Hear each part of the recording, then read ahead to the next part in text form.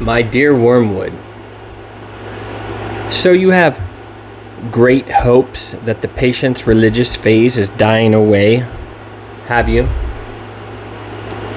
I always thought the training college had gone to pieces since they put the old slob gub at the head of it, and now I'm sure.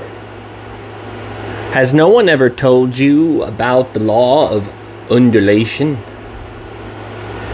Humans are amphibians, half spirit, half animal.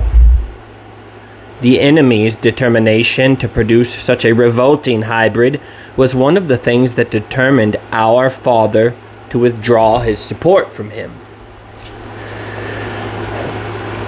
As spirits, they belong to the eternal world, but as animals, they inhabit time. This means that while their spirit can be directed to an eternal object, their bodies, passions, and imaginations are in continual change.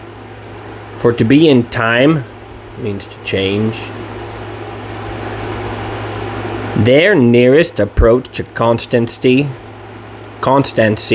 therefore, is undulation, the repeated return to a level from which they repeatedly fall back, a series of troughs and peaks. If you had watched your patient carefully, you would have seen this undulation in every department of his life. His interest in his work, his affection for his friends, his physical appetites, all go up and down.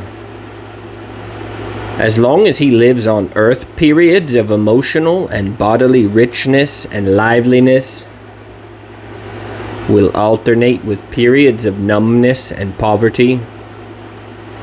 The dryness and dullness through which your patient is now going are not, as you fondly suppose, your workmanship. They are merely a natural phenomenon which will do us no good unless you make good use of it. To decide what the best use of it is, you must ask what use the enemy wants to make of it, and then do the opposite. Now it may surprise you to learn that in his efforts to get permanent possession of a soul, he relies on the troughs even more than the peaks. Some of his special favorites have gone through longer and deeper troughs than anyone else. The reason is this. To us, a human is primarily food. Our aim is the absorption of its will into ours, the increase of our own area of selfhood at its expense. But the obedience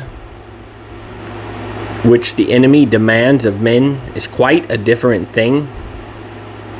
One must face the fact that all the talk about his love for men and his service being perfect freedom is not, as one would gladly believe, mere propaganda, but it is an appalling truth.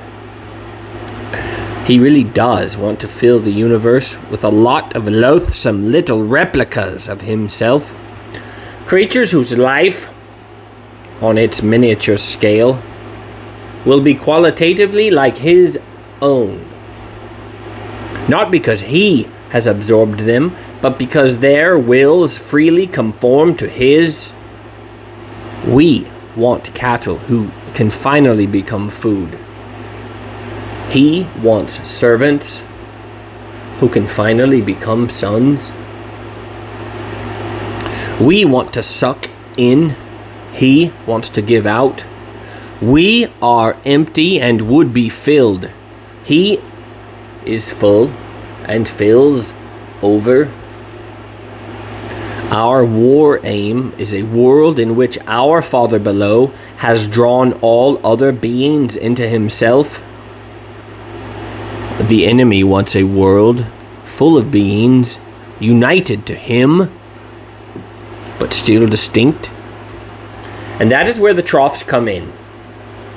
You must have often wondered why the enemy does not make more use of his power to be sensibly present to human souls in any degree.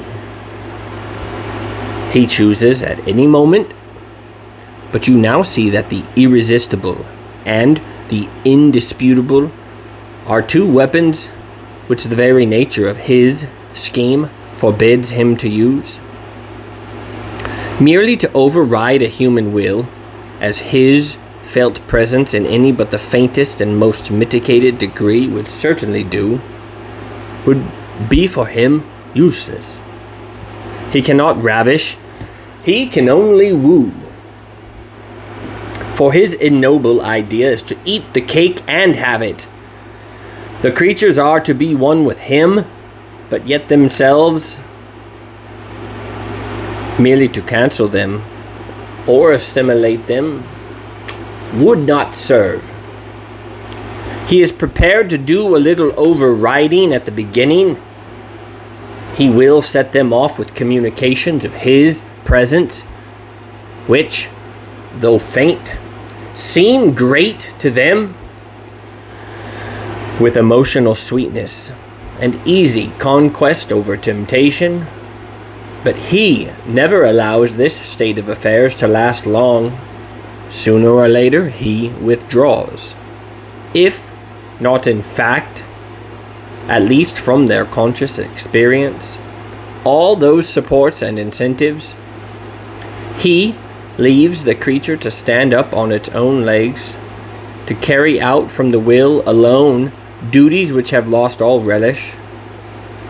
It is during such trough periods, much more than during the peak periods, that it is growing into the sort of creature he wants it to be.